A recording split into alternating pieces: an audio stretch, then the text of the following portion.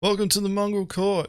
I'm your host, Agens, and in today's episode, we're going to be discussing flight PvP in 3.18. The topic of this podcast, even though it's not really highlighted in the thumbnail, is where do you see flight combat PvP going in 3.18 and beyond?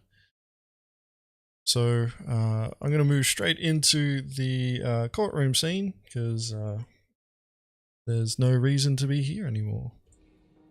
And here are my guests. You may notice that one of them doesn't look like one of the guests that were announced in the description. I think it was an upgrade, but hey, you know, might be a bit biased. He does a good Australian accent. So I want to introduce you all to my guests here. So on your left, I'm waving, my guys. far You right, see me? we've got Moist Noodle. Hello? The disembodied head from that's to my immediate right is Jace, and then you got Bitters. I'm gonna get you guys to do better introductions of yourselves, so we'll start with you, Moist. Hi, I'm Moist Noodle. Oh, is that good? Do you want more? Perfect. Thanks. Bitters. Hey, I'm Bitters. I'm the only non-streamer here, probably. I fly in the Liberty's Reapers, which is an esports-focused competitive PvP org in the Star Citizen scene. And former Mongrel Squad member. Yeah, he decided to downgrade himself. I'm just messing. Jace. Hello, Probably motherfuckers. the most handsome looking one out of all of us here. My name is Jace from Ramen Department, aka the friendliest player in the verse. Some of you know me from Twitch, Jumpdown. Some of you know me from AC. Some know him from outside Grim Hex. Can you see me? He's waving. Yeah, I'm waving. Not with his hand though. It's a bit disturbing. Alright, so these are our guests here. Virgil sent me a message about 15 minutes beforehand. He's feeling crook at the moment, so we got Moist Noodle standing in for him. So get well soon, Virgil. We'll have another Mongrel Court on the same topic later on, and we'll see if we can get you on then. Alright, so the discussion that we're having in this Mongrel Court is where do you see the flight combat, where do you see flight combat PvP going in 3.18 and beyond? It's kind of hard to talk about flight combat in 3.18 primarily because it's still in PTU. I was actually expecting it to be live by now considering how long it had been in PTU, but hey, it is what it is. So, the discussion points, I'm just going to open it up to the floor for the first discussion point here. So the first discussion point that we're going to be that I'm asking you guys is, what do you think of 3.18's potential for improving the flight combat meta? Just jump in, anyone. I will lead. Oh, Jace. So, in 3.18, so far we haven't seen like many changes other than ballistics and G-lock in terms of like light combat. So the next change we're gonna see, or we have to wait until the next flight model. So far, that affects combat and PvP. We only have the ballistic changes and the G-lock. Has much really actually changed when it comes to ballistics, though? You can use them longer now, with the ballistics, more effective. like the change with the ballistic they did is the effectiveness of the damage when the shields are up, but when it comes the shields are down, they actually do less damage than live. With the recent armor patch that they added, it's about like 50%. Yeah, they reverted a change, right, in the latest patch. It's a little bit difficult because we're still in the PTU, obviously, and they're still changing things pretty much daily. But I know that they made a reversion, right? So they're not as effective as they were in the previous patch. But for me, I really don't see anything really changing in 3.18. For me, 3.17 has been terrible. Apart from the thruster bug that we have in 3.18, that one's fun. You know, when you're trying to knife fight with somebody and you spin out of control because the thrusters literally throw you into a spin. That one's fantastic. I love it. I'm not bitter at all. I totally agree with Moise on that, though. You know, I think a lot of the PvP stuff at the biggest level of having, say, people want to engage more in different PvP opportunities is going to rely more heavily when, say, master modes roll out and we get some substantial changes to the flight model.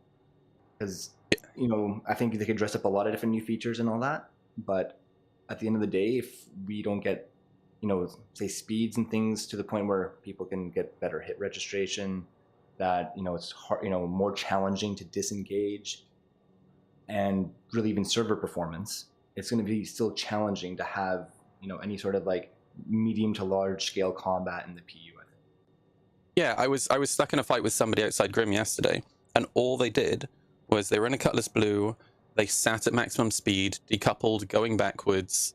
I was in a Saber Raven, and they just kept shooting at me until I eventually died, and there was pretty much absolutely nothing I could do about it, because at that speed, I literally just can't maneuver without dumping all of my speed and not being able to keep up with them, right? I can't really see much changing till we get master modes. I'd love to see changes being made to the power triangle, because we were talking about this just before we started the podcast, but I was always very excited about the idea of the power triangle, because I did want there to be a little bit more to combat than just aiming and shooting and flying, but I think they've gone too far the other way.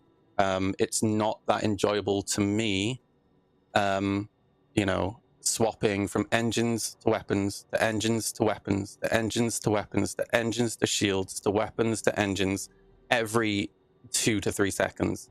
To me, that's just too exhausting, and it just takes away from the fun. And I think the other thing that I really look forward to seeing is obviously the physicalized armor being added to the game, but we're a little ways from that yet. We're not going to have any of these things in 3.18. So like I said, I don't see much changing in 3.18, you know. Sorry to be a bummer. It's all right. So the general consensus seems to be like that there's no real potential for improving flight combat PvP with what we've got in 3.18. Like there just seems to be like the can just got kicked along from 3.17. Yeah. Yeah, no, that's fair. I thought it was interesting with the ballistic changes because it pendulum swinged again recently, where they made ballistics. Well, ballistics. The results of their changes were that ballistics went from being, you know, like pretty much really OP to now being next to useless again. In the sense that you wouldn't choose ballistics if you knew that you were going to be getting into dogfighting in the persistent universe, and you knew that you were going to get into longer duration fights or multiple fights one after the other. So if you're doing like bounty baiting with a crime stat, for example, you just wouldn't bother with ballistics, even though they were, prior to this change, being the most like enabling you to be able to kill targets faster. You wouldn't bother with it now because of how they changed, what was it, shields, and they did something with armor reduction or something like that. I can't remember what the patch note said about it, but it kind of frustrated a lot of our guys too with that change as well, because for us with piracy, we were looking at how we'll, you know, soft deathing ships as quickly as possible so that we can, you know, get underneath that self-destruct timer. and with the change in ballistics damage again to ships, we're now looking at having to essentially do what we were doing in the previous patch, which was just everybody shoot at the ship until the shield goes down. So I guess this kind of leads into an interesting question then, where I'm just trying to frame this in my head right before I spit it out there, but it goes along this lines of like the changes that you guys have seen, you know, over the years now. Like, it always feels like they make a whole bunch of changes and then they go back to this safe space with how they want combat to be. It's like they make risky changes during the PTU phase and then next minute they're like, you know, like this is a bit too controversial for us. We don't really want to be dealing with this. And then they change, you know, revert it back, and it's like, so we're just doing the same thing again for the next, you know, like usually 3 months. Last year was a special case. For you guys, like what changes have you experienced in the past that CIG has made to flight combat, particularly orientated towards PvP, that you felt like it was a risky change, but you felt it would have improved flight combat for that patch cycle? I might upset these guys by saying this, but even just the flight model that we have now, I think is an improvement over what we used to have, like back in the 2.x days. And I know, like, talking to people like Redlear, like other PvP folks who, you know, somebody like Redlear was way more into PvP than me back then. I didn't really get into PvP till 3.0. But back then, the strafes on ships were so freaking strong that it was just a case of circle strafing. Just you circle around the target till they're dead, and there wasn't really any maneuvering. And I didn't really, you know, I did enjoy PvP back then, but I do prefer what we have now. It actually flying the ship does feel like you're maneuvering. It does feel more more strategic, especially when it comes to using the power triangle as well. As much as I complained about the power triangle a few minutes ago, I do still think that the power triangle was a good addition. I just think it's too much right now. Well, Yeah, go ahead, Jace. I have to also mention, in my opinion, with what they did with the G-Lock, it doesn't affect the flight model at all, but it also affects some flight styles that, in my opinion, I'm saying quote unquote, my opinion, it's just boring. I've seen like lately a lot of people where they just get into like competitive PvP, and all they start doing, they just need to start like learning how to tricord, circle strafe, and aim. They get good aim, they know how to tricord, they just keep going at it. With the recent G-Lock changes, I feel like this thing will go away because they made it harsh. Not only up strafe so much, but everyone knows at this point with the tricoding, they made it like maybe like 5 times harder on the side strafes.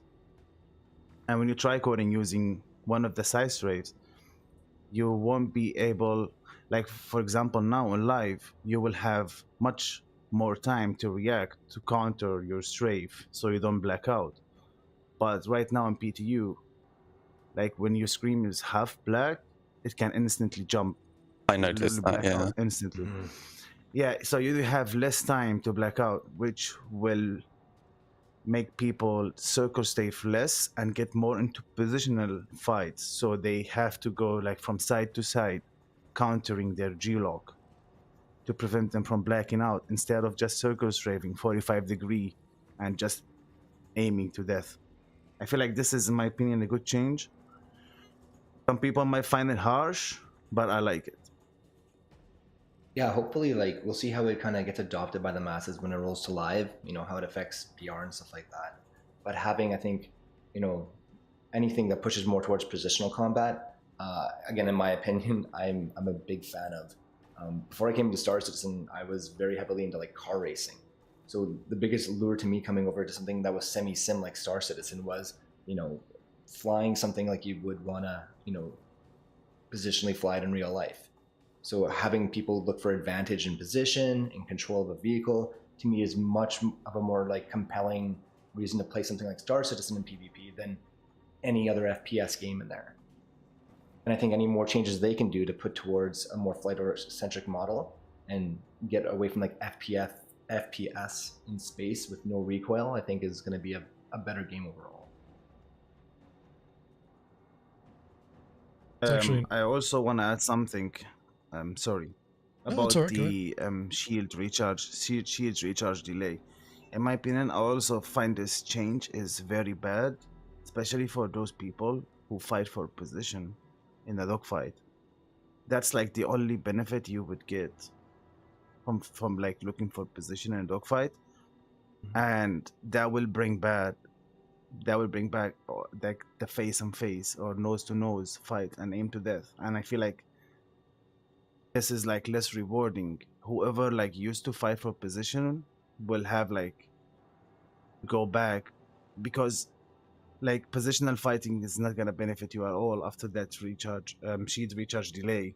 I think they need to revert that change to make it so positional fighting again like rewarding. But with that change, I don't know what they were thinking.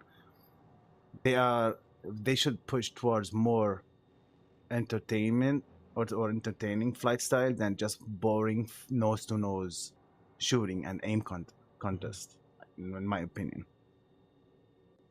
Well, I haven't dabbled as much on that current build, but if with the shield change, and then we've already mentioned G-Lock maybe forcing for position more, like would you think that perhaps lends itself to encourage people to fly, like again, fly more positionally, like if you're going for shield recharges, to give up being on pip as much and fly simply around and stay off the nose, versus the constant sort of like turning, constantly shooting that a lot of people try and do when they get in close? Like actually to forego the shot to get an even better position or a deeper position to go for the shield recharge. Do you see that happening? Well, right now on live, of course, like people will go for position and prevent getting shot, so they get that charging timer and charge their shields to get ahead in a fight. But with that change, I don't see that happening anymore, because 10 seconds is a really big deal.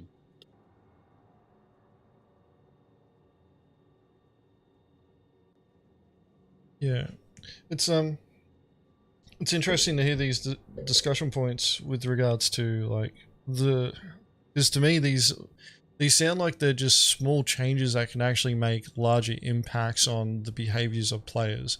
Because combat in general is put your guns on the other guy and keep shooting until they can't fight you anymore. So it's always going to be this natural inclination of players to continuously point their nose at, or pretty much orientate their guns onto their target. So when I hear just people talking about positional combat and like the points of changing, like sacrificing like shots so that you can actually gain a better position to be able to win that fight, it sounds like that what you guys want, and I want this too. It sounds like what we want is that like it not to be a DPS race. Like that's what flight combat is really just turned into. It's just maintain this DPS race. Like from the Arena Commander module, when that first came out back in, I think it was like April 2014 or something like that, all the way to now, flight combat is still just maintain that DPS race based scenario where it's just two ships are always facing each other and they're just circling each other until one of them dies first. And if you manage to pull a maneuver or you orientate yourself a different way quicker than what the other guy can to cause them to miss shots, you keep your aim, you'll win that fight. Whereas like everybody keeps talking about this positional combat concept, and it's like it sounds more like we want to be able to shoot specific areas on ships that actually mean more, as opposed to just shooting at the nose all the time. And like to give a real world example that comes from my background, I used to be in the army as an armored soldier, operating in light armored vehicles. You know, the strongest armor is on the front, you know, and it's angled so that, you know, pretty much any sort of bullets that come at you ricochet off of it, gives the crew the most amount of survivability. You're always looking for those flanking shots when you're going after specific targets, unless, you know, there's, you know, certain weaknesses. So you'd go for engine bays, or, you know, like specific spots on the actual hull, so that you're targeting, you know, specific crew positions. And that's, you know, like for us, that was positional combat, like, you know, putting yourself into the right position and then waiting for the right shot, especially when you're in a light armored vehicle, because if you shoot at the wrong time, they're a tank, they're going to survive the shot and you're not, because when they find you, like, their gun is bigger. In this scenario, with what we've been dealing with. Yeah, go ahead. I was just going to say, I think you bring up a really good point, because, like, I remember back in 3.4, right, when we'd be all hanging out at Jump Town. Back then, the weapon meta was Omniskis, right, or Omniskis, however you want to call it. Yeah. But back then, you could cockpit shot people. And I remember flying and specifically aiming for people's cockpits. And I do think that's far more interesting than, and skill-based than, like you said, just shooting at the nose. I think this is kind of one of the reasons that I'm super excited for armor coming to the game, right? Like actual physicalized armor. Because it will actually add a level of strategy and require some experience in understanding and knowing the ships that you're fighting. Sorry to interrupt you. No, that's fine. Like, and that was kind of coming around to the point that I was making, is that knowing where to shoot should be more important, because then that forces you to fight for position. You know, like we were looking forward to when soft death was first introduced to 318, because we were under the impression that you're going to have to shoot certain spots on the ship to hit components to, you know, initiate that soft death state, and that you can just shoot it anywhere. Bitters, you sound like you had something to say. Yeah, well, again, I haven't played, I think I started maybe 310 or something like that, but even through like 313, when size 1 shields still had shield facing, you kind of had that incentive you could create. I mean, unfortunately back then we didn't have the positional desync fix in place, but, you know, largely if it was the meta to put all your shields or the majority of them to the front, you know, you'd be better off if you could get on side or behind somebody and get, you know, quicker to the hull. You know, it'd be interesting to see if they would consider bringing back something like shield facing on light shields, because now that we can kind of figure out where we are positionally on a ship, that would kind of give you that inherent advantage to shoot behind the ship if there's less there, like you're saying, less armor, less shields, whatever it is. But it's an interesting way of, like, you know, incentivizing that, I think. Especially if we have, like, you know, to Moist's earlier point, some sort of, like, you know, rework of maybe the power triangle, so you're not just, like, you know, constantly playing a thumb war with your joystick, and, you know, there's a little bit more strategical choice to make what, you know, you want to have empowered. There was a time earlier in the when we just had Arena Command, the Arena Commander modules, where shield faces, like, I don't know if it was just doing the rounds, but there was this belief that, you know, positioning your shield faces actually made an impact on damage that was coming towards you. So before you'd actually push into a fight, you would orientate your shields to, you know, you push your shields forward, the majority of them forward, and you know, push into the fight that way. And this is when, you know, like Battle Royale was, you know, still focused on a lot of that dueling meta, where it was like, if you saw two guys fighting, you just left them alone. You didn't come in and start third partying. That went away pretty quickly though, once, you know, that sort of meta started rising, where, you know, people started pushing their shields to the front, because the ships were so maneuverable that it was literally just, you know, like a circle strafing battle, and it was still that DPS race, even though we had that, you know, like technical, you know, detail there of, you know, like the front of the ship not being the weakest part, and that you want to try and fight for a position to get around. But because both ships were just as maneuverable, and players are still orientated on, you know, like shooting the other guy, you just naturally kept moving into this circle strafing battle that ended up happening. And then it got to the point where, people were just getting sick of it and they'd see other people doing it and they wanted to try and, combat this, situation going on. So they'd just come in and start smashing them from behind. And then people just stopped worrying about, changing shield faces. Yeah, it's interesting. Like, as I mentioned before, it sounds like that there's small changes that need to be made that will have larger impacts on the way that players behave. But I don't know, like, my impression is that CIG is quite reluctant to make these changes, and they keep coming back to the safe space, like they make a bold change and then they're like, we don't like this, come back. I don't know. Have you guys been feeling that, lately, like with the combat changes?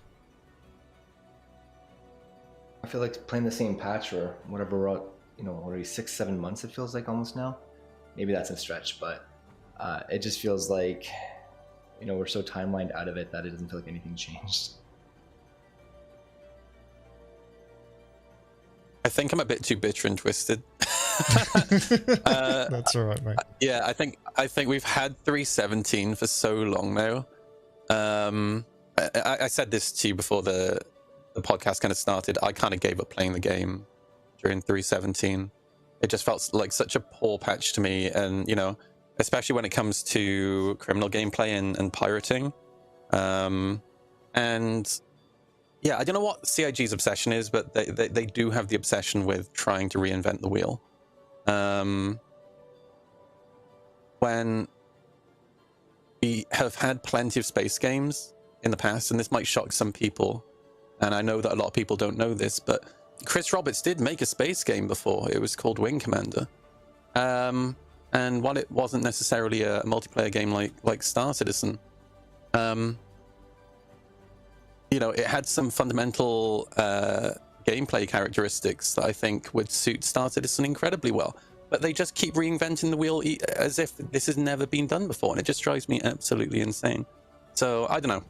When it comes to changes that they'd make, I would like to see, and I was talking about this on my stream the other day, I would like to see CIG being a little bit more experimental. And I'd actually like to see, like how they've had the experimental PTU available for testing 317.5, maybe something like that up more often, where they actually put changes out there for people to play around with. And more drastic changes than you would put maybe on the PTU or obviously not on the live servers. Just to actually try things out. Because it's like, clearly they're testing things internally that we never really get to see. But I don't know, I'd just like to try different things, I think the problem is, by the time we get stuff in PTU, it's probably so far along that they're a little bit reluctant to change things. I don't know. This actually segues well into the next topic of discussion, which is how engaged are you with what CIG has put out? Moise has already led the charge. I do feel like I'm more engaged, but it's not necessarily in terms of dogfighting stuff, it's in terms of piracy, right? Because again, for me, it doesn't feel like dogfighting has necessarily changed that much. But 317 again was such a poor patch for piracy that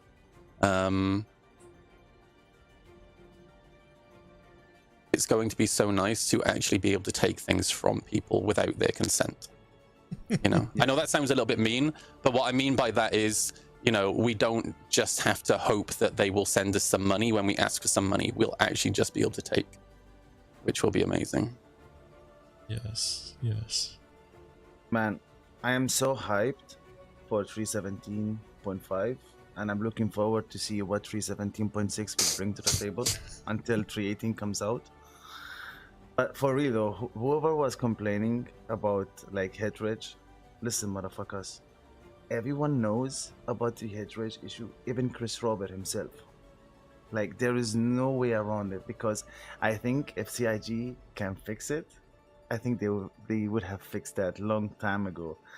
And I hate to say it, I hope I'm wrong, but the whole next flight model speed decrease is just a quick way around to fix the hit register, because I think they gave up on fixing it, so they brought down the speed where the hit register is stable. I think so. I hope I'm wrong.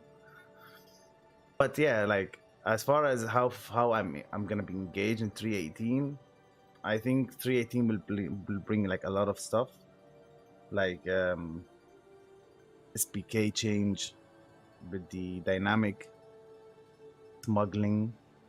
It's a really cool concept. I think we will see a lot of people around SPK, and with the cargo refactor, salvaging, I'm looking forward to draw some nice stuff on people's ships with the salvaging, and we'll see. We will go from there. Yeah, I feel like I kind of agree with Moist, where given the long run of 317, engaging with the games being more challenging. I think I've seen a lot of people in the more competitive PvP scene, look at other games or start taking breaks, and it's slowed down that to some degree. I was trying to think about like when we came to the podcast earlier on, like the opportunities 318 presents, and if any new opportunities were to be presented there to make it a more engaging game. And while I think you get maybe a little bit better payoff for the time you might put into PvP, such as hunting targets for piracy, going after a bounty, those probably have a little bit better feeling reward now, because if combat logging is going away, and if people can't just like quit the game on you, that at least kind of closes that loop a little bit. Because right now the opportunities for PvP I think are really, really limited still in the verse. I think until they get some more objective-based PvP in the verse, and I don't know how quick wins or low-hanging fruit might exist there on, developing something. It makes it, hard to get people to want to play.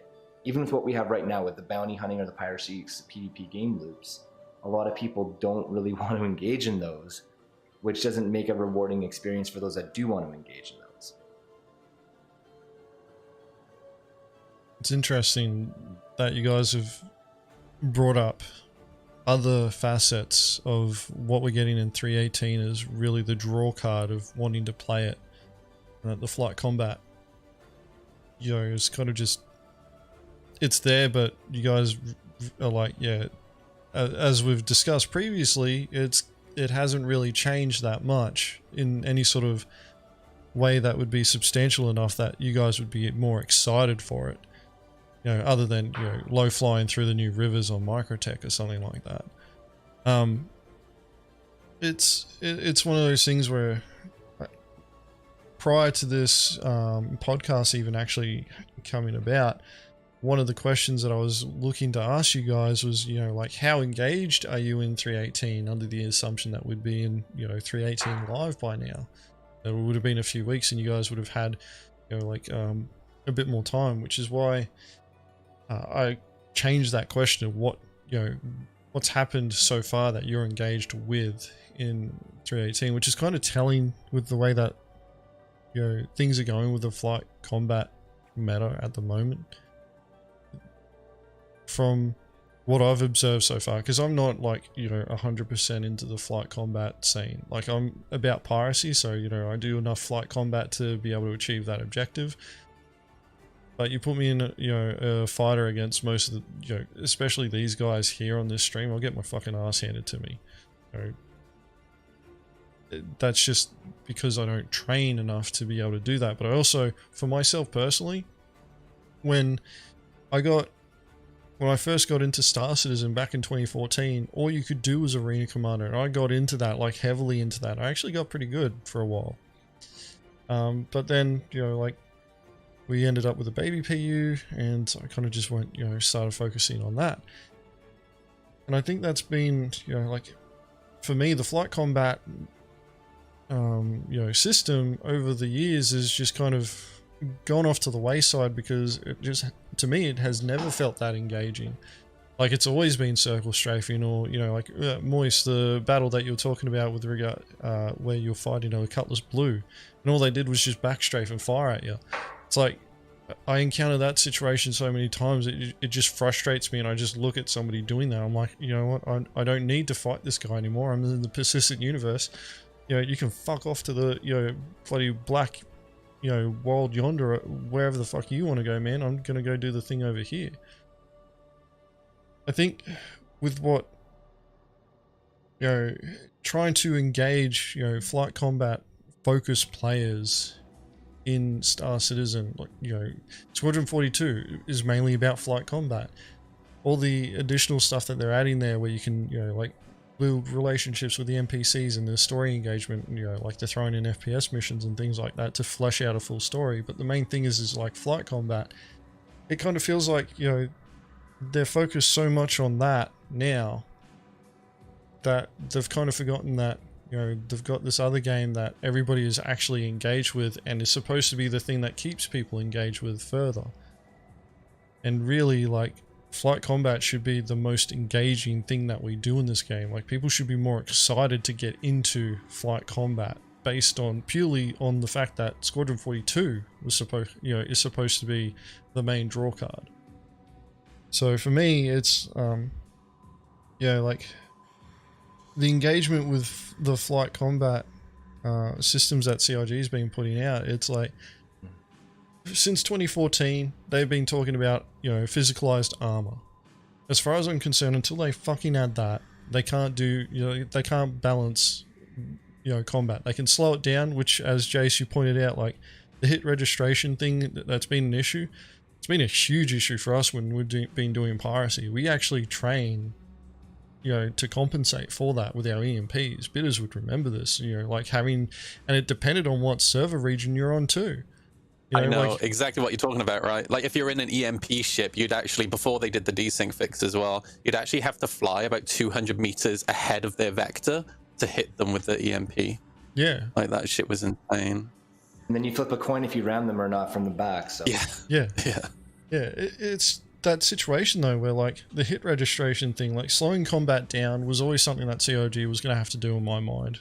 You know, based on the little bit that I know about server networking and, you know, communication between clients and servers and, you know, back again, the latency that you're dealing with there, like, to, you know, we're talking about, you know, like 150 milliseconds to 200 milliseconds, you know, at most. If I'm on an EU server, it's 330 milliseconds, you know, round. But that's like, that's a third of a second. That's a long time in flight combat, you know, speak, especially when you're moving at 1,000 meters a second. So at that point, you know, like, they can't keep combat at those speeds. And if you look at all the other space sims when it comes to how they handle combat, if they allow you to move fast, normally the firing is handled by a computer. And, you know, it's like you select the target and it fires for you. Because the client's talking, you know, to the server, and then the server telling the clients, hey, this guy's shooting at you. The time that it takes for all that to happen, it, you know, for what we notice as human beings, anything that's outside of 200 milliseconds, we pick up on. If it's outside of 200 milliseconds, we will pick up on it straight away, and we get angry when we're like, you know, this is moving too slow. So, you know, when these people keep flying at, you know, 1,000 meters a second and they're, you know, trying to circle strafe you, when I'm in combat, you know, flight combat like that, and, you know, people are flying like that, I understand that for a lot of them, you know, like, that's how flight combat works at the moment. It frustrates the fuck out of me. I look at that and I'm like, this is dumb. Like, I don't want to have to fly at this speed, you know, because all I'm doing now is I'm just in this dumbass circle strafe where I'm just trading shots with these guys, and it's just, if my aim is, you know, shitter than theirs, and I'm just going to lose. Which it is. But from, you know, the perspective of maintaining that engagement, we need master modes. And I like the idea of that, you know, experimental PTU and just opening that up. Like, I know, like, I'm special and I'm an avocado, and I'm pretty sure there's a couple other people here too that are like that as well. And maybe CIG will open it up to us. I would prefer that it got opened up to the wider community, and, you know, they just said, hey, you know, like, it's Arena Commander. Like, just do it for fucking Arena Commander, for fuck's sakes. You know, like, master modes, even if it's just to collect data. this is another point that another issue that I've always had with CIG when it's come to these changes, and you know, the kind of alludes to the point that I brought up earlier with regards to, you know, like CIG keeps coming back to the safe space for flight combat, where they're too afraid of, you know, community backlash, where they're like, oh, you guys, you know, change too much, like fucking ballistics, or the way that Shields handle ballistics before they kind of reverted the change. You know, people were like, oh, you're killing ships too fast, and, you know, they're listening to Spectrum too much. I think, like, the vehicle experience team just needs to, you know, like, close off, you know, Spectrum. I think it'll be hard for Yogi, but I think he can do it. You know, just, you know, log out of Spectrum and fuck him. You know, like, fuck him off. Just punch on with, you know, doing the bold changes, experiment, you know, don't try shit. I agree with you. I wish they would look at IC report more than complaints. Yeah. And their own statistics. Like, they have analytic data there that they can look at, you know? Just say. Also, like, there is like, regarding missile gameplay, it seems like CIG closing an eye on it or completely forgetting about it. Like, we had this missile operator since ages, and it's so boring, so simple, so easy. I feel like they need also, let's say not now, I'm not expecting now, but think about it also with the next flag model. I think they need to do something with the missile gameplay, make it like more engaged, make it harder to dodge, but also harder to shoot missiles at some point. It just, you know, I play DCS World. In DCS World, I fly the F-16, the F-18, and the Apache. And what has really opened I only started playing DCS World probably like 2 years ago, but the thing that really opened my eyes playing that game was how interesting you can actually make missile gameplay.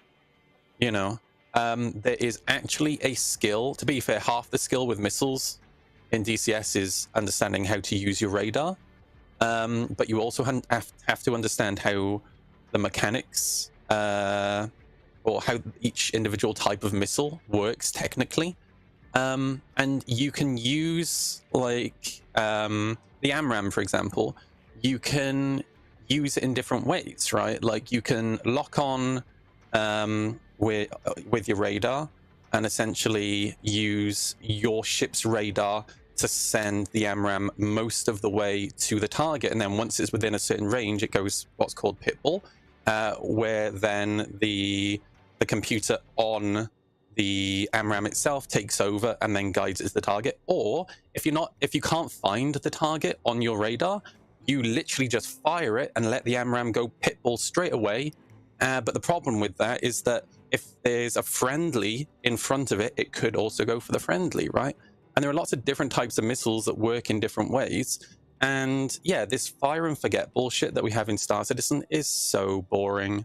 There's so much they can do to actually make missiles interesting. Same with torpedoes, you know? Yeah. Make it hard, like, nobody complains about it. Make it 10 times harder to dodge, but also make it harder to operate. Not like just hold the click, pull the missile lock, and just launch. And spam. You have, for example, like 20 ships spamming at you with missiles. Like, you can, it's just so boring. What's the point of it, right? I think to this point where like competitive players don't even use missiles because they don't find it engaging. They just ignore it completely. I myself, when I like fly in AC, I have my missile racks completely unequipped because I never get to myself to the point where I would use them because it's just boring. You're just trying to steal that extra half a G there, Jace. Hey, come on. Nobody talks about that, okay? Keep it to yourself, bitters. This is one of those situations, though, like, missiles, I think, should be something that you fear. I think that is that's something that this game actually misses a lot of, is fear. There are certain things that you should fear when you play. When you jump into a fighter and you encounter certain situations, you should be afraid. You know, my reaction streams started off from reacting to morphologists complaining about the A2 being OP.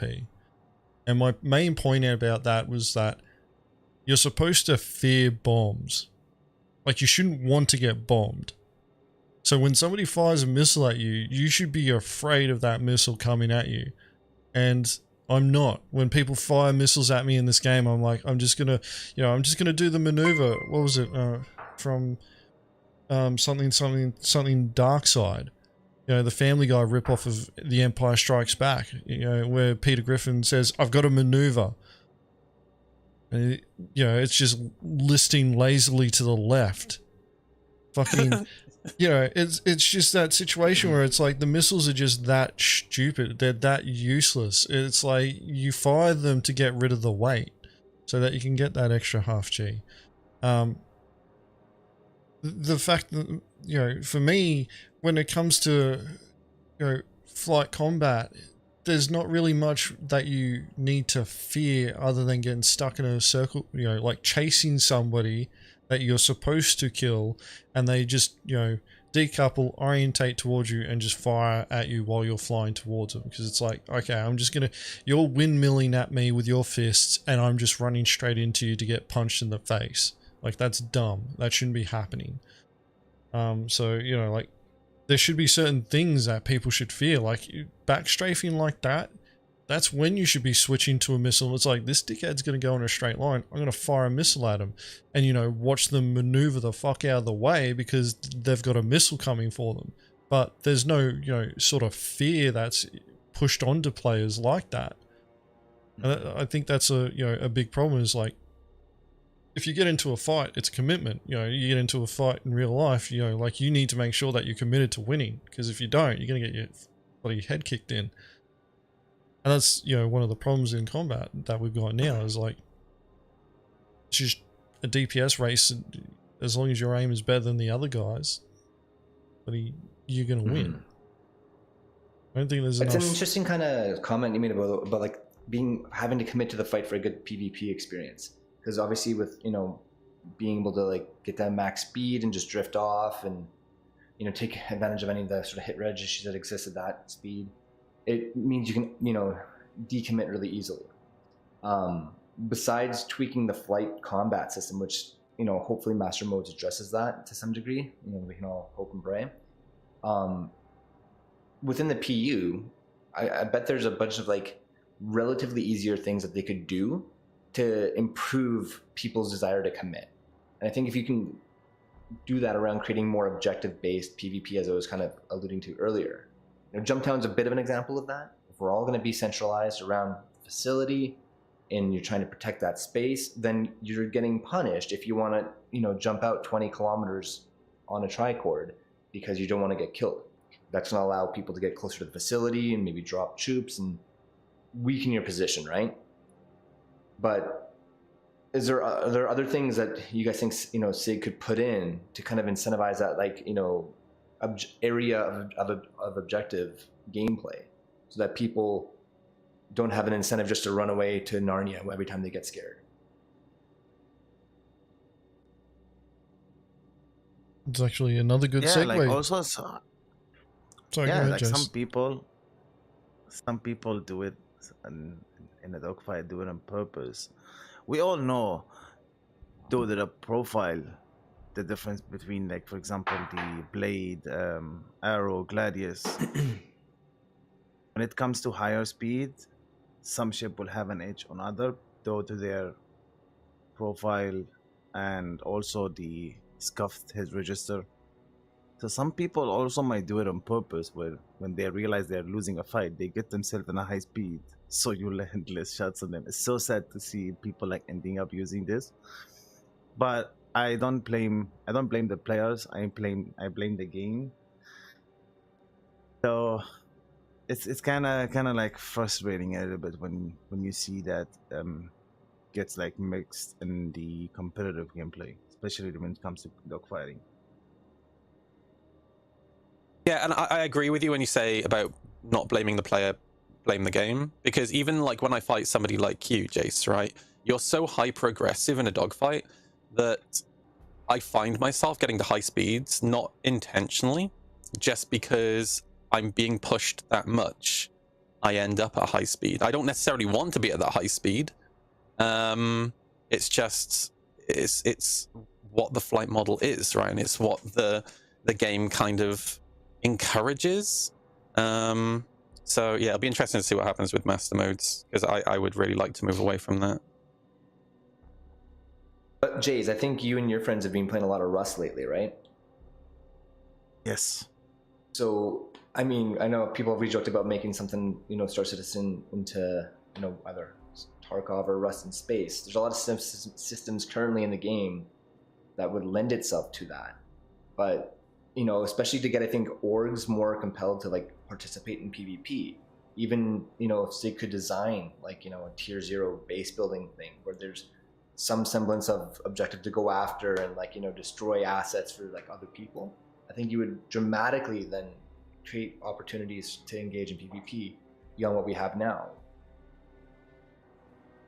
Yeah, that's definitely, like, I was about to talk about this. Anything objectives will bring more player interaction overall, especially like in 3.18 with the cargo refactor, salvaging. It's gonna bring a lot of people that are lurking in the shadows waiting for something, because the current state of PU, like, it's really boring. I am so engaged in PvP where to the point where I just, like, leave the station, I go to Evers Harbor. I'm sorry whoever is at Evers Harbor, but I just go fly around the station and kill people, because the bounty hunting system is just bad, not rewarding. Nothing, like, at the moment, nothing in the game that attracts player, because the majority of us would love to play towards a goal, right? Not like fly in a like a space hobo and just kill people. It would have been more entertaining and beneficial for all of us to have, like, specific roles for each towards a specific goal. And Yeah, I think it will be, like, for now at least, we will have fun for a while with the rework of the cargo and salvaging. Also, I'm so happy about the bed logging. We just need to get rid of that first. No more bed logging at outposts. That's beautiful. I do agree with you. You need to give people something to fight over, and we've seen examples of this, right? Ever since when we had the kind of organic jump down in 3.4, I've been saying this, and even when, I know this sounds a bit corny, but even when CIG ran the Vandal Mask event, right? There were people like Montoya who conga lined it, right? And that's fine. If that's what you want to do, you do you. But I know personally a lot of people who actually got into PvP and dogfighting because of that event, right? And I think that's awesome. And even like the new Jump Town, I know people who have really got into PvP dogfighting through that. So yeah, unless the game gives people a reason to go and do it, they're probably not going to do it. And you mentioned bounty hunting. Like, I'm so desperate for that new bounty hunting system, because I have tried bounty hunting so many times, and then, like, each patch I try it at least once, and then I spend an hour just in Quantum chasing after someone and constantly refueling, only to have them log off. And then it's just so boring and demoralizing, and I'm fine with having, like, a long chase as long as it's engaging, and sitting in Quantum isn't engaging. So I was thinking about this too, Moise. I've done the same thing. I've always banged my head against the wall every time I log in for the week to do a few bounties, and then you see them at Grimhex for 45 minutes. Yeah. But, like, in terms of quick wins too, like, I was trying to think of ways to improve the bounty hunting system to have people actually want to engage in it from a PvP standpoint. And even something like maybe straightforward, like, at CS3 criminality, you get a mission, which is sort of like a reverse call to arms. Like, I'm sure that they can figure out a way if a player has your bounty or not, but if you killed a bounty hunter coming after you, that you get, an AUEC payout. And actually then incentivize people to try and think they can take the fight, and there's a reward for them to take the fight. Because we're talking about earlier, aligning incentives to have people engage in PvP, and that might be a quick way to encourage people not to just jump out or stuff like that. At least try to engage in the fight and think they can get a chance. Yeah, I think even I even think when it comes to bounty hunting specifically, just as a way to improve bounty hunting, the game knows when somebody is inactive, right?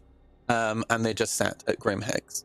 So you could literally have like a priority list of bounties on a server, and the actual mission manager itself could show you who is actually active, right? Who has been in a Comaray area for however much time, so you know kind of who to go for. Now obviously when they're inactive it shows last seen, right? But it would nice be able to see visually in the mission manager, and so maybe like even it pops up with an alert, once one becomes active again, because all we have right now is you can only track one mission, right, or one bounty. And it'd be really cool if it just suddenly popped up saying, oh, this bounty that you have is now active, right? And they've been spotted in this area. I think that alone would be an improvement. Yeah, and those would be, and it's seemingly things that are, within the existing tools could be worked in, right? Like if they already have location, they already see the changes, and just put that in the contract even. Let people know where their last scene was in real time. Yeah. Yeah, like regarding bounty, like there are so many ideas that CIG can implement regarding bounty hunting, because at the moment, when it comes to PvP, bounty hunting is so unrewarding. And when I'm gonna be with like PU players' perspective, not like actual PvP players, right? When it comes to money, they will go towards money, whatever makes more money for them, right? More beneficial. So when they see someone who has Cramsat 5 probably knows his shit, and they see like the bounty is 35k, why would I waste time chasing that dude when I can go do a mission and I get 50k for it, right? Yeah. So, and CIG, I know CIG is afraid to increase their rewarding for PvP bounty hunting, so to prevent like people from accusing it, killing each other, right? Friendly. But there is a workaround that. For example, make Gramstat is really hard to grind, not that easy. For example, increase the homicide charges depending on which Gramstat, right? Make it so in a way, if they wanna like abuse it, it's more time consuming than doing a PvE mission. I agree. Like in terms of money income. So for example, like 50, 60, 70 homicide charges should get you to crime step 5. So whenever you see someone with crime step 5, it means that he earned his place, right? He got to the point where like he worked his way through.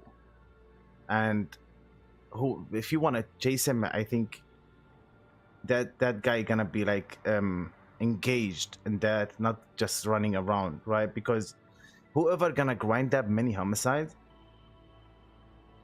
wants to be engaged in that bounty hunting system, not just for money grinding or other reason.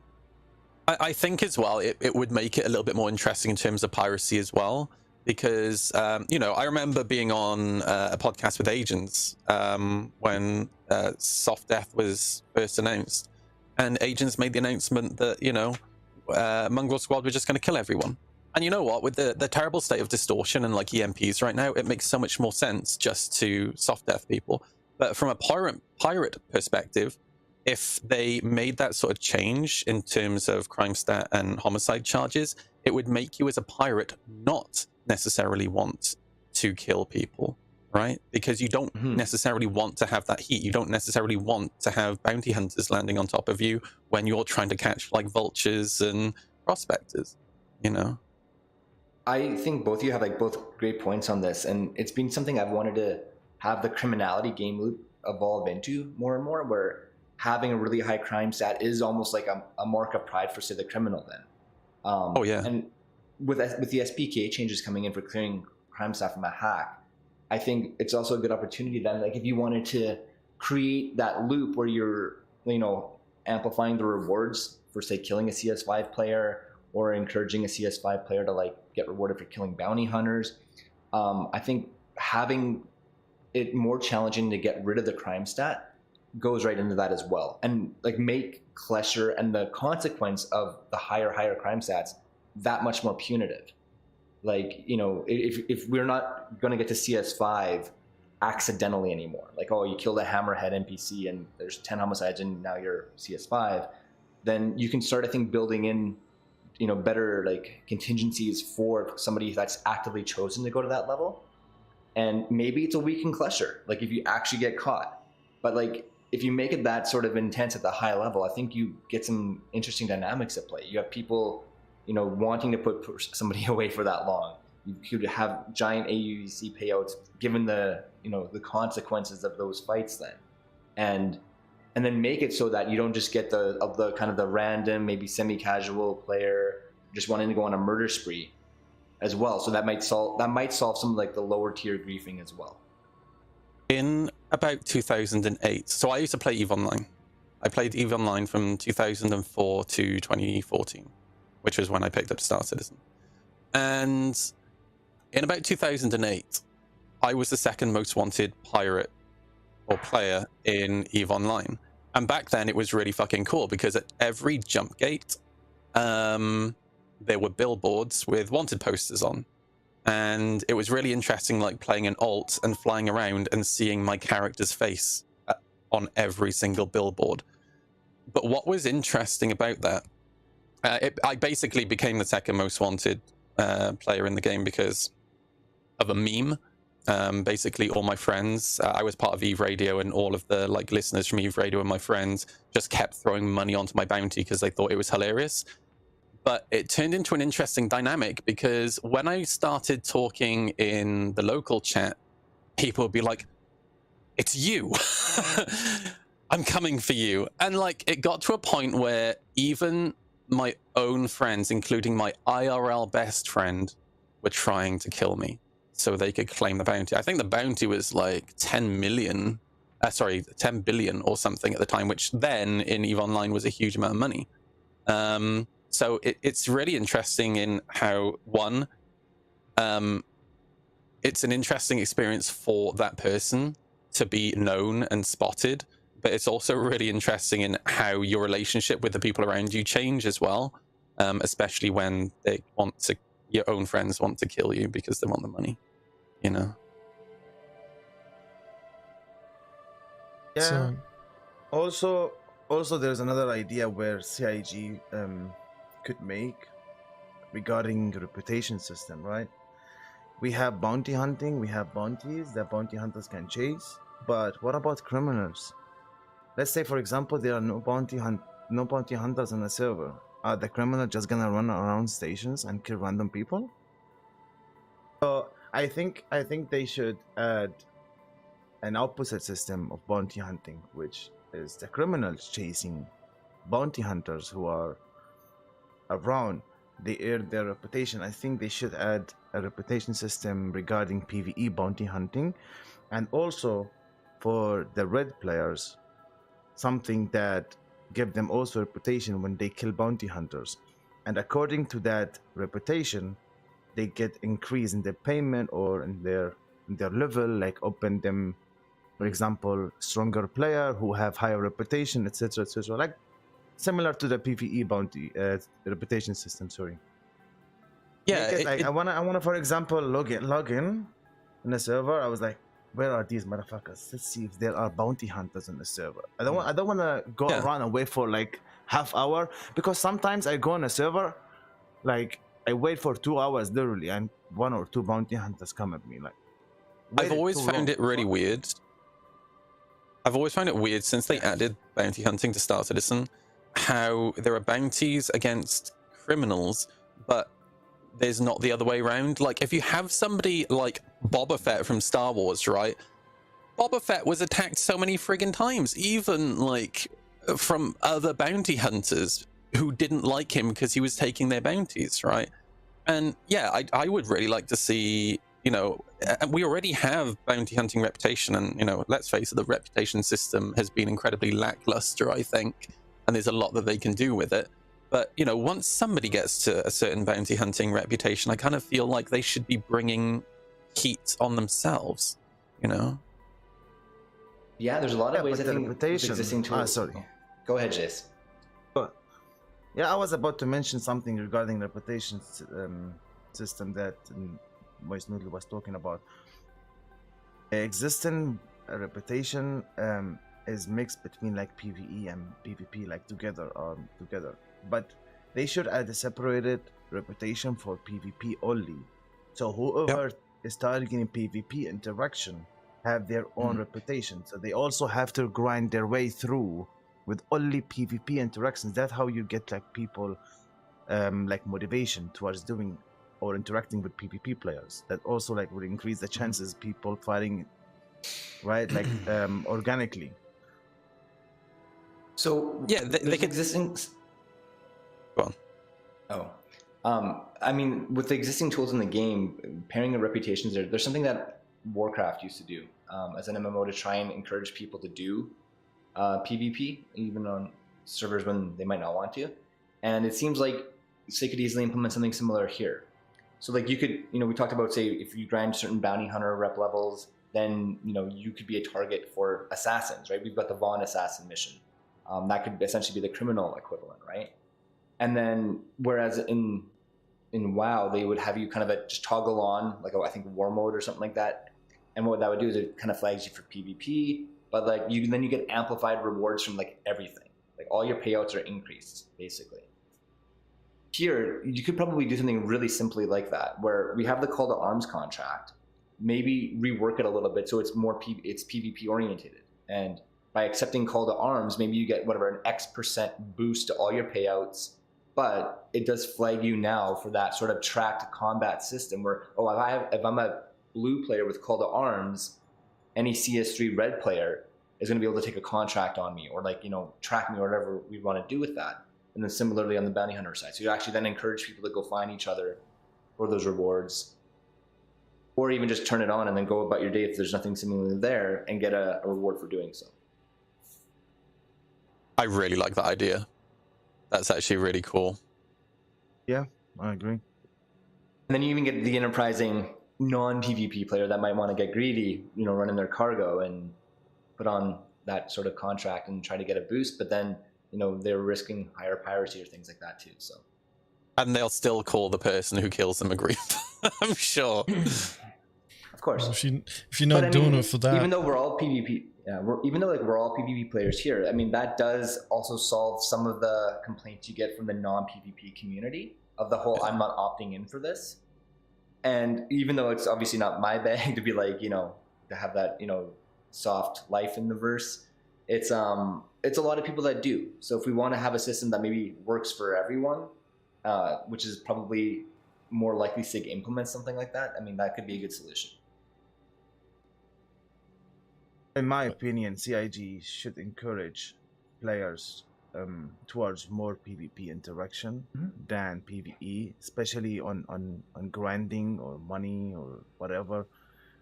Like, I feel like whenever CIG does something good, they do something bad on the other hand. For example, the SPK rework, in my opinion, is good because this is gonna gather like especially it's the only place to clear grams there, right? It gathers more like a player, like a lot of players in that one point where like people, about the smuggling, the maze smuggling, the dynamic event, also clearing grams there. But they added, on the other hand, a way to come out of escape prison and come out of prison without crimes there. Like, what's the point? If I know that SPK is occupied by an org or someone, why would I bother bringing my friends or my org to go fight them if I can just go put myself in Glacier and then escape without crimes there? I feel like this is it's not as creative as CIG thought, in my opinion. I think CIG's intent with SPK was to almost make a player triggerable jump down scenario. Like, it was almost orientated towards where, like, they have a bloody chute there that shits out boxes that you can make a profit off. You know, you got to go take over the station in order to be able to access that sort of capability. It turns into, you know, like a big PvP thing because it's full of security, so you end up with crime stats regardless of what's happening. There's supposed to be a counter mission that draws more players towards that and saying, you know, like, we need to take back this place, you know, at all costs, you know, give us a hand, you know, sending all these griefers to Klesha. It seems like CIG wants to try and create these scenarios and automate the process so that these start happening almost organically. Like, there's still the intervention of CIG creating this, you know, the triggers to create these scenarios. But I like the ideas that have been thrown around here so far. Like, there's no real encouragement. Like, for me, from a game design perspective, the way I see it is that you should always try and encourage players to do something that you want them to do, and you don't discourage them from doing things that you don't want them to do, but you make the things that you want them to do more appealing. So for player bounty hunters, the way I see it is like, that should be a really big deal. Like, you know, like if you're a player bounty hunter, they should make a bigger deal out of it. You know, like, you've taken down 100 player bounties. That should actually mean something. As opposed to, you know, like now where it's like, yeah, I've taken down 100 player bounties and people are just like, okay, cool. So what? I've taken down 1,000 PvE bounties and I've made, you know, 20 times the amount that you did. And, you know, spent half the amount of time that you did doing that. And, you know, that person, that PvE bounty hunter, you know, was essentially just grinding, you know, like pressing a button that eventually gives them money, you know, making one bar go from 100 down to 0 so that they can make another, you know, set of numbers go from 0 to, you know, infinity. For I can. Yeah. So I was just going to say, there's a great example of that. Bitters brought up WoW earlier. And back in the olden days in WoW, like, if you saw another player, say I was running around Sentinel Hill with my level 60 hunter, right, with my PvP gear on. If I saw another player from the opposite faction, right, and they had a specific rank or they were wearing a specific armor, I would just run away, right? Because I knew that they'd kind of proved themselves and they'd earned the armor that they had, and there's no way I'd win the fight. And yeah, it'd be cool to see something in this game. Obviously, armor is a little bit different in WoW in that, you know, armor gives you stats and all that, and it's not necessarily so much skill-based, but even just seeing the rank, right, would be really cool in Star Citizen, I think. Titles and skins. Maybe being... Rather than forum titles and game titles. Mm-hmm. Wait, Snoodle, how about this idea? Maybe being so high up in that rank makes you able to put a size 9 railgun on your Gladius. How about that? That sounds fair and balanced to me, yeah. But in my opinion, generally speaking, always every game should be higher risk, higher reward, right? But in Star Citizen doesn't make sense. PvE is more rewarding. Like, why? I think we all know the answer to that one. Yeah, it shouldn't be like that, bro. Yeah, no, 100% agree. I think it's really important to remember as well that, you know, when we talk about PvP, I think we're mostly talking about combat, right? But there are going to be so many aspects in Star Citizen that are PvP that aren't necessarily combat as well. Like, even now, in terms of trading, traders are PvPing, right? Because they're fighting for the same amount of commodities at a console, right? And I think a lot of people forget that. And what I mostly just want to see in this game is player interaction. And right now, it just feels to me like there is still an incredible lack of player interaction, you know? Yep. Yeah. I do like the ideas of, you know, like having a higher level crime stat actually meaning something. Like, you know, notoriety. Like, you know, being infamous as a criminal. You know, that's something that criminal players strive for. You know, it's part of the reason why Mongrel Squad has a YouTube channel, so that we can actually show, you know, like, we're going out there and we're doing piracy, and, you know, like, this is, you know, this is how it's done. And, we're going out there pirating, heaps of other people. We'll go hit streamers and, whoever. Like, we try and push ourselves out there as much as possible to build up our reputation, because the system doesn't exist in the game. So how else do we build that rep? We have to do it ourselves.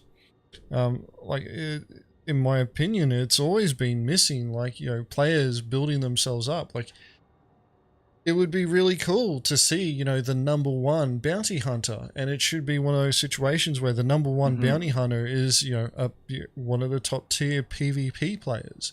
And it's because, they're not only good at flight combat, but they're also good at FPS combat, and they know how to, go and find other players. They're just, a top tier, hunter.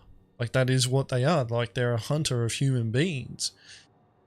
And the opposite side of things, where criminals wanting to take this guy down, like, that should be another thing, and building up that notoriety there for that bounty hunter. Like, that helps with building, at an individual level, or, at a smaller scale. But I think, with, Jumptown as a scenario for, trying to encourage larger scale PvP, I think with that one, they're still missing the commitment side of things, where, the original Jumptown, you had to buy in. You had to buy those drugs. You just weren't getting handed them so that you could deliver them somewhere else and get paid a whole lot of credits. You had to go buy those drugs so that you could then take them. So if you bought them, you're really invested in what was going on. And I think that's always what's been missing in Jumptown 2.0. And that's, I guess, when it comes to larger scale PvP, that's what's really missing, is there needs to be more of an investment, not by an individual, but by a group. A group needs to be more invested in what's going on, which is why I think the SPK scenario isn't going to really work out the way that CIG wants, because a group needs to want to lock down SPK for it to work. But what's the incentive of doing that? You get a box like at Jumptown that, shits out boxes that might be worth something, but then you're dividing that amongst all the people there that, had to help with the assault, and you're now looking at, that divided effort, where it's I'm getting paid peanuts, and it's yeah, cool, I may have had a cool PvP experience, or it was just a shit one where I just got mobbed by a bunch of, space dads and auroras, and they just all, turned themselves into size 12 torpedoes and just rammed us until, we woke up in a bloody klesher. In my mind, it's when it comes to this sort of stuff, I think CIG needs to put more thought into, making PvP engagements at different levels actually, targeted at those specific groups. So SPK should be orientated towards a group taking that, because that's what it should take. It's a fucking security post full of security guards surrounded by turrets. Why the hell is, oh, I've got a level 5 crime stat, I'm going to go there on my own to clear it. Oh, well, you should ask your friends. And it's okay, cool, I've got 2 friends. What am I going to do now? I've got 2 friends, it's 3 of us, we're going to go assault a security post? What the fuck? That's something that should be an organization. I agree with you. Siege of Orison, fuck, man. I feel Siege of Orison, so disappointing. Especially Jumptown. I feel a lot of people, because they don't have, other than who gives a fuck about time, right? Talking about money, because they are doing Jumptown for money. Let's say that. If they don't have something that they invested in these boxes, they're not gonna be trying to protect them when shit hit the fan, For example, sometimes I go into Jumptown, I see 4 or 5 ships parked, people loading boxes on ground. I started shooting people, and everyone ulted for. Jumptown becomes ghost town. Even if they have boxes in the ship, you just leave and go to different server. They don't even bother protecting these boxes, because they are not precious to them. They don't have any money invested in them.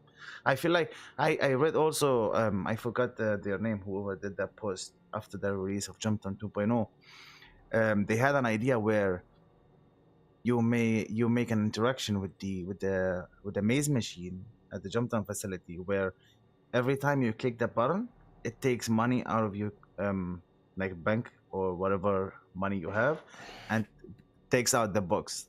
Per box, like make payment per box. Every time you pull a box, you pay for it. So in case there are like multiple people sharing Jumptown, everyone pays for their boxes, right? Doesn't have to be more complex. Just add something to the machine or the kiosk where they instantly buy for the box that they are taking out. Yeah, 100%, man. Like I'm just imagining the tears from that. It'd be glorious. Like just the amount of people just crying over that sort of thing. Like I know paid I'm for so all these high. boxes. I'm so high on copium. That probably won't be possible. But you know, yeah, you gotta light up the hope a little bit. Like I feel like some of the, as great as some of the suggestions that we keep putting forward are, like we still need like server meshing, for example, because Jumptown stops being a fucking conga line then, and it's like What is server all meshing? the PV groups, server meshing is something that you see off in the distance, and like it's in the vision, it's in the cloud, it's up there. We'll get it eventually. We just got to get a jump high enough. The horizon and distance is so wide. I only see the sun in my face. I don't see the server meshing, bro.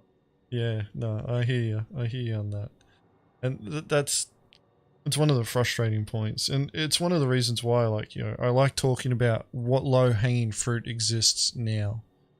Like what does CIG have in front of them right now that they can grab at and tweak, slightly. I don't want them committing, like 100 dev hours to making something new. I just want them to tweak something to improve what we've got for now until they hit their tech goals for stuff later on. Which is why I like, hearing about these, like that idea about making you pay per box for Jumptown. That's brilliant. Like, yes, make them do that. Make them buy in. That's a very nice hanging fruit. Yeah, it's low as fuck. And, they're almost picking it up off the ground. Like, Like after they make this change, they can leave Jumptown running 24/7 and make it like a dynamic event. It doesn't have to be turned off per switch, just leave it on 24/7. Who want to make money this way can, but also can be contested, right, by PvPers. It's just another gameplay loop of like farming money in game. Yeah, and it builds a sense of fear in people too, so that they actually get motivated to focus on, like playing the game in a way where it actually matters. Because when you get into a fight, like being in a fight should matter. You shouldn't just like kind of laze yourself into a fight and go, yeah, haha, I'm gonna just see how this goes. It should be like, all right, I actually need to commit to this. You sit up, you posture up in the chair, and you're gripping onto your joysticks, and it's like, all right, I got to concentrate on what I'm doing here because the game is going to change for me if I don't do well. Yeah, I think, I remember making the suggestion of making people pay for the boxes at Jumptown when Jumptown 2.0 was still in the PTU, because I really believe that the people who aren't necessarily into dogfighting or anything like that, who kind of conga line, would actually be more willing to put up a fight if their money was actually on the line, Exactly. Yeah. They'd be more inclined to cooperate with other players and coordinate and be like, hey, dude, that's flying above Jumptown. Don't shoot me. I'm paying for these boxes. If you want to cut, buddy, protect this area until, like I'm ready to take off. I've got X amount of credits. This is how much I'm going to make off this. I'll pay you this much now so that, you protect me. It's a risk. But then, you've got organizations where it's like, hey guys, let's do an event. We're going to go, lock down Jumptown, right? It's going to cost X amount of credits. We're going to do it for this period of time. We're going to be paying this amount of money. We should make this much, which means that everybody gets X amount of credits. We should have a good time. Let's see how we go. You kind of bring up something that I don't know if it's necessarily low-hanging fruit. I suspect it is because we already have a reputation system, but you do remind me of something that I'd love to see in Star Citizen, which is a reputation system between players. because I'm gonna bring this back to EVE Online. There's another little story about EVE Online. But a guy approached me who wanted to work with me to do some nullsec stuff. And it turned out that when he started talking to me, when I looked at his profile, I had already marked him as a negative reputation personally, and I'd left a note on his profile because he had previously scammed me like 2 years previously. Didn't recognize his name at all because it had been so long. But just being able to, like, in terms of like the suggestion that you made of, you know, somebody flying over Jumptown, and you start talking to that person, you're like, let's work together. I think it would actually be really cool if we could actually set reputations in game. So if you do have that, even in terms of like the medical beacons that we have now, with the CIG set up a rating system like 5 years ago or something like that when when we first introduced the beacons. beacons. Yeah. And it's never 3.2. worked. And just being able to like have a rating system like that, actually be able to leave notes on people's just notes that you can read on people's profiles and stuff like that, I think would be an incredibly useful tool in the game right now, you know. Oh, and then even if like they actually were to build out more org stuff, and if you could share those with your org, that'd be like very useful. I mean, the things that, you know, I'm not sure what you guys do these days, but what you see in Mongrel is like, if you keep track of your targets, then, you know, you can always scan a global list to see who might be doing what. Yeah. So just to allude to one of the tools that we use, Mongrelbot, and Bitters knows about this, but Mongrelbot is a tool that we use that assists us to a certain degree with this, in that people that we've pirated in the past, we registered them and we registered the encounter and what they did.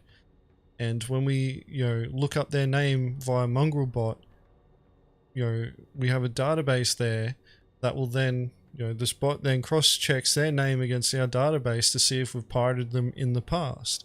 And then if we have, we can look at the report that we made on this person and see how they behaved last time. And if they combat logged, then they're just going to get fucking taught. As soon as they're outside the armistice zone, we will fuck them up. That's a really cool idea. We know what they're going to do next. And because we've had a previous encounter with them. And we've done that because, you know, we've got guys who played EVE Online and they did use a reputation system. They're like, this is kind of like that. You know, like, when we want to know if we're at war with someone or if somebody's a target or if somebody's under amnesty, like we have an amnesty system as well. You know, we'll assign, you know, them a value, and when we look up their name on the bot, if they happen to have, you know, a specific value assigned to them, it's either, you know, like their kill on sight, or we leave them alone. We just go, you know, continue on your way, you know, without a second thought. And this is just something, the reason why we created it is because we knew CIG it's going to be years before they do it. So we made our own to make it work. And I know that there's other, you know, groups out there that are interested in it, but it's still not ready for a wider distribution. And, you know, to be honest, I think I'd rather encourage people to build their own stuff, because this also lends into the metagame of, you know, espionage and things like that, which I find fascinating. But if, you know, from, you know, people wanting to try and protect themselves, it's that situation where it's like, if you're using somebody else's tool, you're feeding them data. So it's one of those situations where I'm like, I don't want to be offering that to people, because I know that they'll be paranoid about that and they'll expect that to happen. And it's like, I'll tell them that we're not doing it. But yeah, like, it's another piece of low-hanging fruit, just being able to make notes on another player and, you know, associate with, you know, hey, this guy fucked me over 2 years ago. And then you look him up again and it's like, wait a second, this guy fucked me over 2 years ago. All right, how do I screw this guy back over just as hard?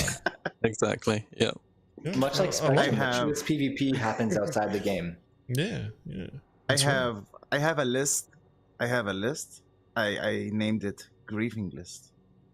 Lists are TOS, not TOS friendly, Jace. It's so weird to me. That's literally against CIG's TOS. You guys know that, right? It's so stupid. No, it's just the name that it's funny. It's not. I know, but my point is, it's so weird to me that CIG have written that into their TOS. Like, why? Why would you not allow players to have lists? That's just so strange. Especially in a game that encourages PvP. I've always interpreted that one. I have a relative question. Yeah, what's up? Sorry for... is Space Dad Cutlet on that bot? Just asking. Space Dad Cutlet?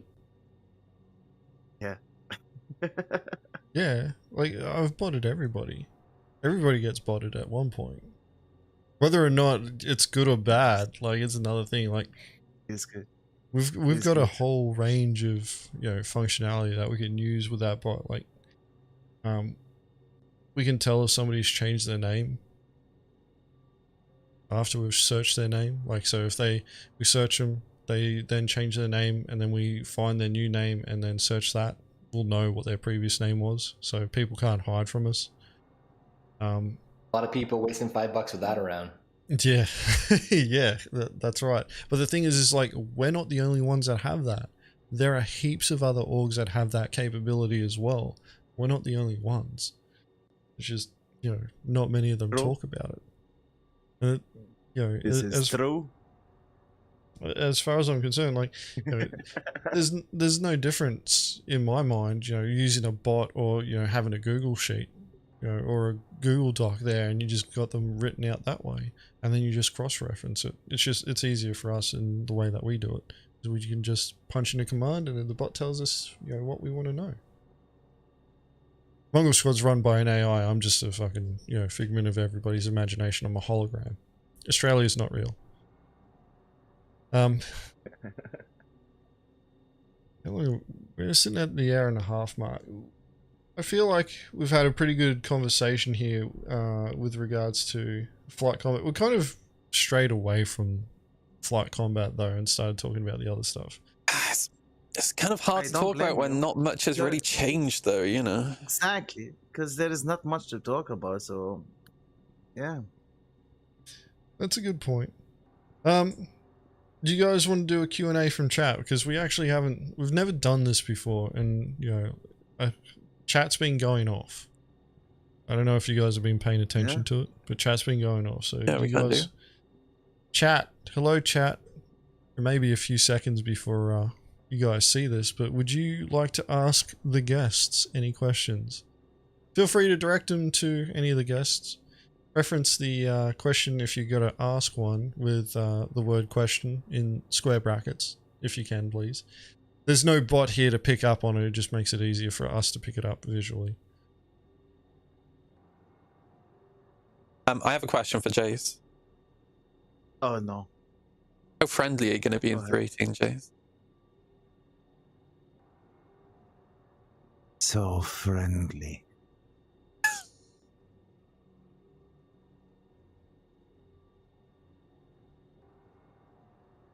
Alright, so we got Tumblr with the first question. Jace reveal when? I thought Jace was revealing himself right now. You guys probably can't see it, but he is. No, my camera is on, but they don't see it. I have for some reason, Agens put my logo in front of my camera. I blame Agens for that. I'm sorry, guys. Well, it's actually for YouTube ratings. Next time. Yeah, next it's time. Actually for YouTube ratings. The camera's pretty low at the moment, so I'm sorry. We're on the wrong platform for that. He asked about something, important question. Okay. All right. Max Jackson. I think he's a fan of yours, Jace. He says yes. He's just trolling. He's trolling. Yes. Why is Jace such a bitch? Jace, are you a bitch? Sometimes, yeah. Sometimes? That's okay. No judgment here. Yeah. Gluttony Fang wants to know when Bitters will come home. He misses you. Oh man. Well, we'll see if they fix hit reg and if competitive PvP ever becomes viable.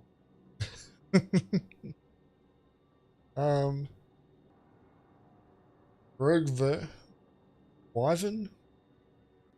Is Jace friendly? I think Moise is getting a bit left out here, guys. Jace, are you friendly? No, don't aim any questions at me. It's too early in the day, and I've drunk tequila already. Man, you just woke up. I literally had a glass of tequila as soon as I got out of bed. And this is like a 7 a.m. start. When are we going to do these at, a nice calm evening on the Western Hemisphere? What are you talking about? It's like it's 10 to 3 in the morning for me right now.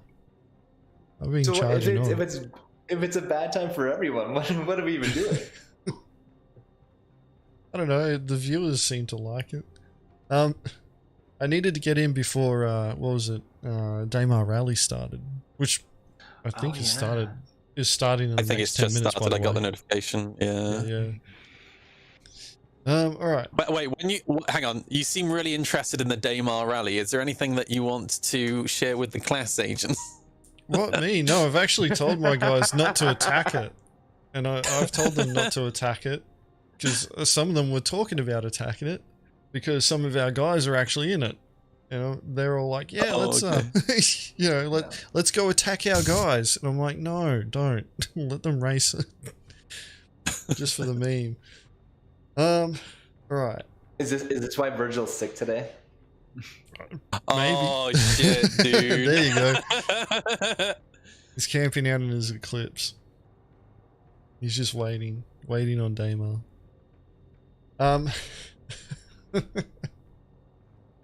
Let's see. Questions are going so quickly. All right, another question for you, Jace. Jace, you're so popular. I'm surprised. Like, maybe I should really uncensor your camera. Oh, fake news. What made you so mean, Jace? Apparently you're mean. That's not the Jace I know. Man, harsh life. Harsh life. There you go. Jace has lived a harsh life. All right, Tumblr with another question. So what would be the advice for Ares players out there, Ion or Inferno?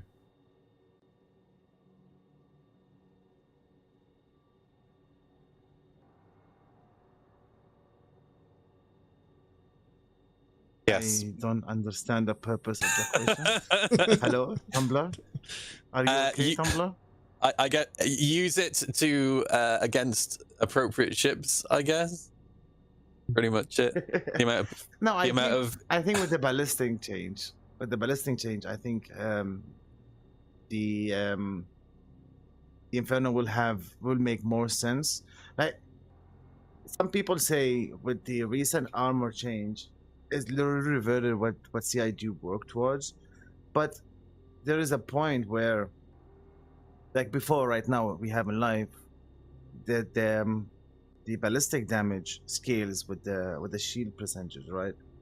So with the change right now, you can get more damage onto those big ships that have like size 3 shields or size 4, for example 890 or whatever, right? And I think the Inferno will have the edge already, even if they keep with the armor with the 50% buff. I've always maintained that damage applied is damage worth applying. So if you're able to hit the hull, even if it's at a smaller percentage, it's still worth doing because it brings you closer to making them explode. So I'd also choose the Inferno. Alright, here's a question for all three of you. For all three, as distortion is back in the game slightly, would it be a choice for PvP or is ballistics on everyone's agenda? No. Because the change they did to distortion weapons is more consistent, yes, but for piracy. I don't want to go back to the 315 meta. It was, in my opinion, so toxic, where literally you can, let's say if two gladiators fighting each other, one of them has distortion, you can literally distort their weapon, shut their ship off before you get to kill them with your laser repeater, which doesn't make sense. It defeats the purpose, right? And so many people brought that into the arena commander, and it was a shit show. I feel like right now, distortion weapon will be used where they matter. And if it happens that someone brings distortion to a dogfight scenario, it's not gonna help them because it is consistent, yes, but it's gonna take more time to distort people than shooting them with lasers and kill them. I think for me, yeah, in 318, from a piracy perspective, I don't think I've been testing using like the Saber Raven and distortion the last few days.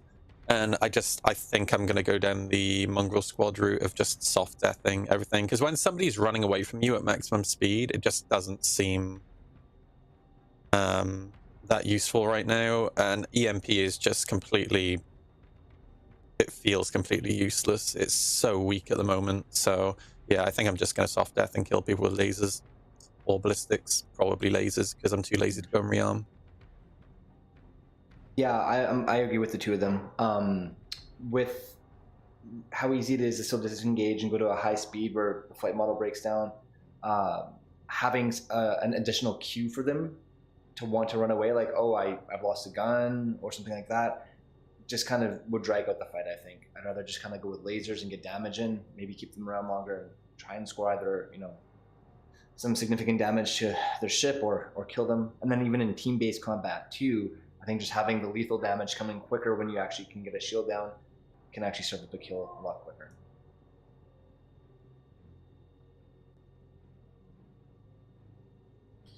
All right.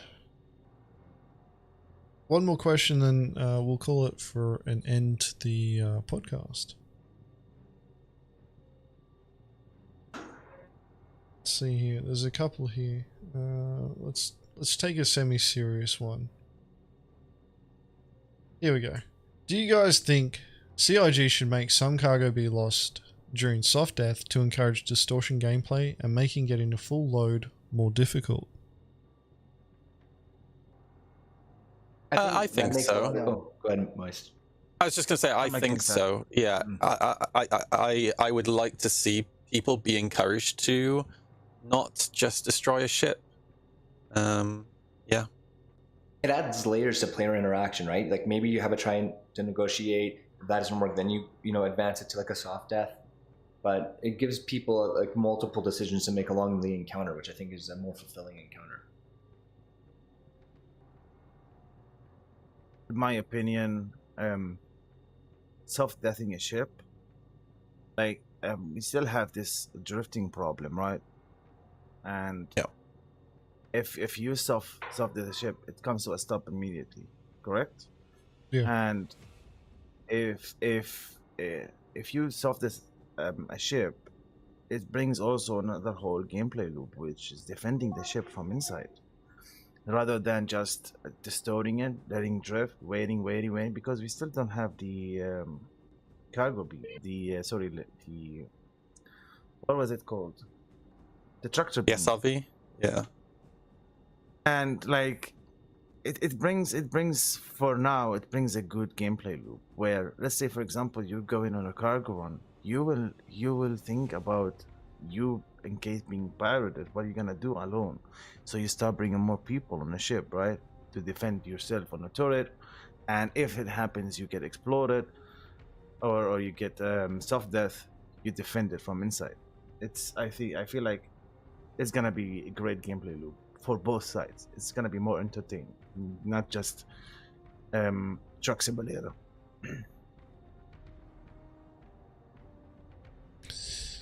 Yeah, the main issue that we've got with why distortion damage can't be used, or why we're not using distortion damage, is because of self-destruct. Like, self-destruct is a huge hurdle for us to overcome at the moment. Yeah, true. It's, soft death interrupts self-destruct remotely, whereas distortion damage does not. So what we'd end up doing, and this is based on historical data from last year, for me, within Mongrel Squad, when we've hit the plethora of targets that we did, the majority of them combat logged in some way, shape or form, either by Alt F4ing to take advantage of crash recovery, or bed logging so that they can preserve their cargo and cause the ship to despawn on the server immediately. Now that CIG in 3.18 has addressed all that, to make that, you know, something, a thing of the past, we're now facing the situation, and it's actually in our latest Mongrel Pirate Academy episode where we talk about doing piracy in 3.18, where the counter for people, you know, trying to avoid being pirated, it's our priority to shields, increase or accelerate to maximum speed, initiate self-destruct, get out of the chair, and Alt F4. What happens there is that if the ship manages to self-destruct, all the cargo is strewn out, you know, over tens of kilometers, and we have to go and find it and, you know, collect it all. Wastes our time, because at the end of the day, the player behavior that we've observed is that if they can't win, they will make sure that we lose in any way that they can. So, you know, by making us having to take more time, by us not getting 100% of the cargo, by, you know, like any little way that they can get a win over us, over all the time and effort that we put into what we do, they will take that. So that's why we're going down the path of soft death. You know, and we got some fucking payback. We've been doing this for years, man. We've been fucking doing piracy for years, and now we're finally in the position where we can take your fucking cargo off your fucking ship. And we know that people are going to want to call us and go, hey, you know, like, we'll cut you in, I'll pay you X amount of credits to go away. What I know in the previous patch, they would have just gone, fuck you, man, I can use crash recovery and keep my shit. I'm just like, no, mate. No.